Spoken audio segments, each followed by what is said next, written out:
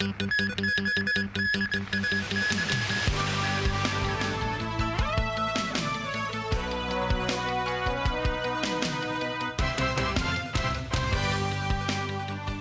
and welcome to TVB News. The Hong Kong e-toll payment system is now widely used by motorists across the city, and fraudsters are targeting them. Some local residents reported that they had received phishing messages posing as Hong Kong e-toll texts, with some saying they were scammed out of more than $7,000. But some banks noted the money may be difficult to retrieve because of the victim's authorization of the payments. The Transport Department stressed that Hong Kong e-toll will never send texts or emails that contain hyperlinks to motorists. Timothy Lee has our top story. After having been rolled out for about 5 months and widely used, the HK e-toll system has become a target for scammers in the SAR. Earlier this week, a woman surnamed Wong received one such phishing scam posing as an HK e-toll text, which notified her that her automatic payment failed and reminded her to pay the $20 fee. Wong then clicked on the hyperlink provided in the text and was diverted to a website that resembled the real HK e-toll website, although much of the text was written in simplified Chinese characters. Ms. Wong provided her car license number and credit card information. She then received a text from her bank indicating she had paid $7,000 on a foreign travel website. The scam victim then immediately called her bank. But the bank said they had no authority to stop the payment because of the victim's authorization of the fund transfer. The bank suggested that she could cancel her credit card and file a transaction dispute form. Ms. Wong noted that while it was her fault for providing the website with her personal information, the bank should still do more to terminate the transaction. This, as a lawyer pointed out, the bank has the responsibility to take action against the ongoing scam. The victim has already informed the bank, so the bank has somehow has certain liability in that, because the bank has already got the knowledge there's a fraud going on. So when the bank is being notified, and when the bank has knowledge of that, they should stop the payment, or at least stop the transfer of money. Okay, and then they can wait for further evidence to come, and further evidence can come from the police and also from the victim. Meanwhile, the Transport Department said the texts in question were not sent by HK e-toll and stressed that the automatic payment system will never send motorists texts with hyperlinks. The department noted the police are currently investigating the situation. Timothy Lee, TVB News. The cryptocurrency trading platform JPEX has been accused of defrauding investors, with 8 people already arrested in connection with the case. A lawyer has suggested authorities may change the charges against those arrested as more information is uncovered. He added it may be difficult for investors to fully recover the over $1.2 billion believed to have been lost in the suspected scam. Mimo Sangai with more. The police have launched a fraud investigation into the unlicensed cryptocurrency platform JPEX. So far, 8 people have been arrested on suspicion of conspiracy to defraud. Barrister Forster Im said the authorities could change the charges, as the current charges may only be temporarily and should not be taken at face value. Now we could only take the charge as a holding charge, which means in the future it may be changed.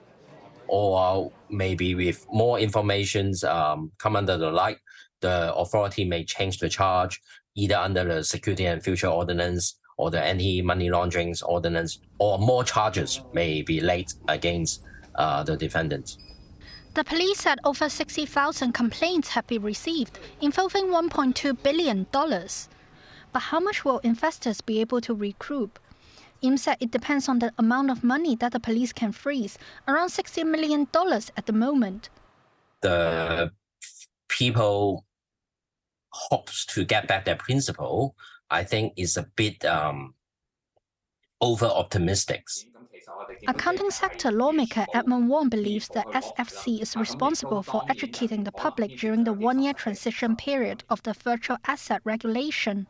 I believe the SFC will learn a lesson from this incident, he said. Memos 9, TVB News. U.S. President Joe Biden made a case before the UN General Assembly that the world must remain united in defending Ukraine against Russian aggression. On China, Biden said the White House is seeking to responsibly manage competition between Washington and Beijing. The U.S. president also condemned North Korea's ongoing bid to bolster its nuclear arsenal, while vowing that Washington remains committed to preventing Iran from acquiring nuclear weapons. Daniel Rao tells us more. Addressing the United Nations General Assembly, U.S. President Joe Biden warned that no nation can be secure if Ukraine was allowed to be carved up. The U.S. president called on world leaders to not let support for Ukraine diminish, arguing that Russia is counting on countries to grow tired of prolonged conflict, which will allow it to brutalize Ukraine without consequence. If you allow Ukraine to be carved up, is the independence of any nation secure? I'd respectfully suggest the answer is no. We have to stand up to this naked aggression today and deter other would-be aggressors tomorrow. That's why the United States, together with our allies and partners around the world, will continue to stand with the brave people of Ukraine as they defend their sovereignty and territorial integrity and their freedom. On China, Biden emphasized that the White House is seeking to responsibly manage the competition between Washington and Beijing so it does not tip into conflict. The U.S. president said his administration is in favor of what he called de-risking, not decoupling with China. Biden also commented on North Korea's ongoing bid to bolster its nuclear arsenal and vowed Washington remains committed to preventing Iran from acquiring such weapons. And we condemn the DPRK's continued violation of UN Security Council resolutions. But we are committed to diplomacy that will bring about the denuclearization of the Korean Peninsula. We're working with our partners to address Iran's destabilizing activities that threaten regional and global security and remain steadfast in our commitment that Iran must never acquire a nuclear weapon. Daniel Rao, TV News. Also at the UN General Assembly, Ukrainian President Volodymyr Zelensky said Russia is weaponizing everything from food and energy to abducted children in its war against Ukraine. Meanwhile, European Council President Charles Michel is reportedly set to ask China directly to do more to push Russia towards a just peace in Ukraine. Daniel Rao again. Ukrainian President Volodymyr Zelensky launched a scathing attack on Russia during his address to world leaders at the United Nations General Assembly in New York. Zelensky slammed what he called Russia's treachery and aggression. Many seats in the General Assembly Hall may become empty if Russia succeeds with its treachery and aggression. Ladies and gentlemen, the aggressor scatters deaths and brings ruins even without nukes, but the outcomes are alike. Zelensky also accused Moscow of weaponizing its vital role in global food supply chains by blocking Ukrainian ports in the Black Sea. Since the start of the full-scale war, the Ukrainian ports in the Black and Azov Seas have been blocked by Russia. Until now, our ports on the Danube River remain the target for missiles and drones. And it is a clear Russia's attempt to weaponize the food shortage on the global market in exchange for recognition for some, if not all, of the captured territories. With regard to any pledges made by Russian President Vladimir Putin on the international stage, Zelensky made reference to the fate of Yevgeny Prigozhin, former leader of the Wagner mercenary group. Prigozhin died in a plane crash just months after leading a failed mutiny in Russia. Zelensky said evil cannot be trusted, asked Prigozhin if one bets on Putin's promises. He also highlighted what Ukraine says were kidnappings of at least tens of thousands of children taken from Ukraine after Moscow's invasion. Russian officials have denied any forced transfers of children, saying some Ukrainian youngsters are in foster care. Meanwhile, according to his draft speech seen by Reuters, European Council President Charles Michel will ask China directly at the United Nations Security Council to do more to push Russia towards a just peace in Ukraine. China has abstained from votes by the 193-member UN General Assembly that overwhelmingly demanded that Moscow withdraw its troops from Ukraine and stop fighting. Daniel Rao, TV News. Iran's President Ebrahim Raisi said his country will never give up its right to have peaceful nuclear energy.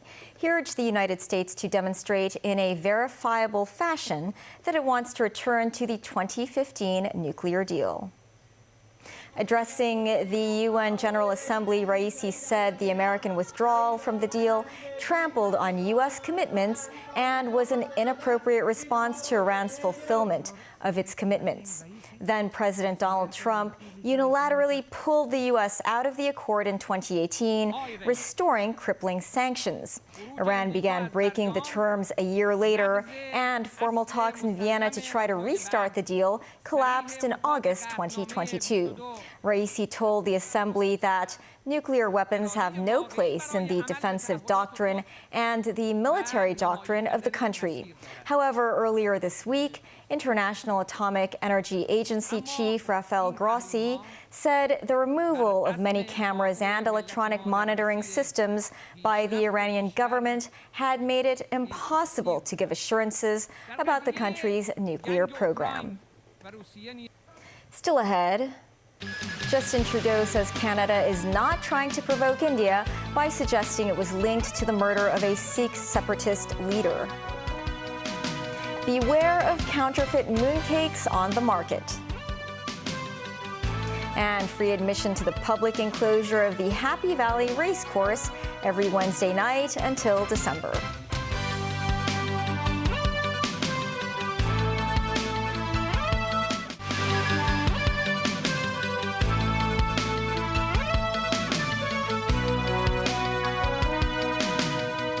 Welcome back. Canadian Prime Minister Justin Trudeau said Tuesday his country is not trying to provoke India by suggesting it was linked to the murder of a Sikh separatist leader, but wants New Delhi to address the issue properly. Meanwhile, protesters in the northern India city of Jammu said Trudeau was trying to shore up political support among Sikhs in Canada by accusing India of involvement in the murder. Tracy Furness has more. Protesters out in force in the city of Jammu, India. This after Canadian Prime Minister Justin Trudeau said Monday that authorities were investigating credible allegations linking New Delhi agents to the murder of Sikh separatist Hardeep Singh Najjar. Najjar was shot dead outside a Sikh temple on June 18th in Surrey, a suburb of Vancouver, British Columbia. This protester said Trudeau is taking such a stance because his political situation has destabilised, and he is asking for votes from Canadian Sikhs using such extremists. Najjar, a 45-year-old plumber living in Canada, was killed 3 years after India had designated him as a terrorist for his support in creating a Sikh homeland, the so-called state of Khalistan, in India's northern state of Punjab. This is also the birthplace of the Sikh religion. India called allegations of its involvement in Najjar's murder absurd, and Trudeau on Tuesday tried to calm the diplomatic clash, telling reporters that Canada was not looking to provoke or escalate. We are simply laying out the facts as we understand them, and we want to work with the government of India to lay everything clear and to ensure that there is proper process. A senior Canadian government source said on Tuesday that Canada worked closely with the United States on intelligence that Indian agents were potentially involved in Najjar's murder. Najjar's son said the findings is a relief. It was just a matter of time for when the truth would come out. So when we heard that news today, it was a sense of relief. A Canadian official said a bilateral trade deal between the two countries set for next month has been derailed due to concerns over the murder. Leader of the opposition party, Pierre Poilievre, said Tuesday that Prime Minister Trudeau hasn't provided any facts. We need to have the evidence that allowed the Prime Minister to come to the conclusions yesterday, he said. Tracy Furness, TVB News. The Mid-Autumn Festival is coming up next weekend, and the Mooncake is a traditional festival favorite. 3 people have been arrested by the Customs and Excise Department for selling counterfeit mooncakes. The estimated market value of the fake mooncakes is about $16,000. Mimo Singhai reports. As the Mid-Autumn Festival is approaching, mooncakes are in demand. However, the Customs and Excise Department urged residents to beware of fake mooncakes. These are the 49 boxes of suspected fake lava custard mooncakes that officers seized early this month. A box of authentic Peninsula mooncakes costs $448, and a box of Maxim's mooncakes costs $284.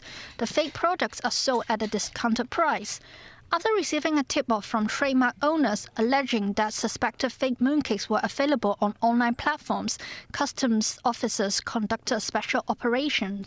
They were disguised as customers to shop and investigate before finding 49 boxes of fake mooncakes in a commercial unit in Mooncake and a residential unit in Qiwanshan. In the operation, 1 man and 2 women aged between 28 and 41 were arrested. Chao Lai Man, Senior Inspector of the Customs Department, suggested ways that consumers can verify the authenticity of a product. For instance, customers can scan the QR code on a box of the Peninsula mooncakes, and a fake product will take them to an unauthorized web page.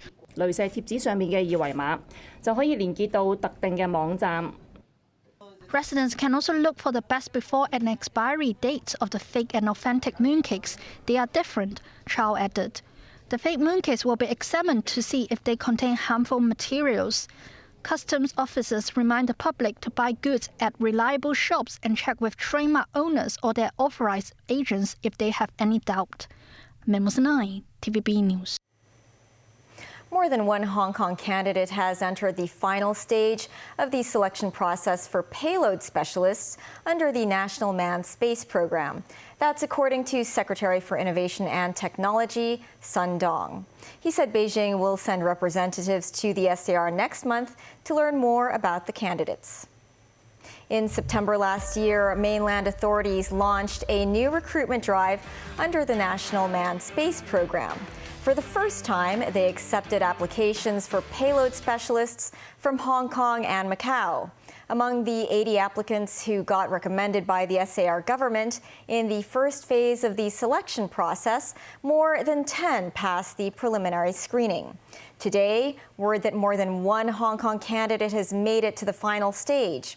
Payload specialists are scientific researchers responsible for conducting aerospace experiments as well as managing operations of the space laboratory equipment.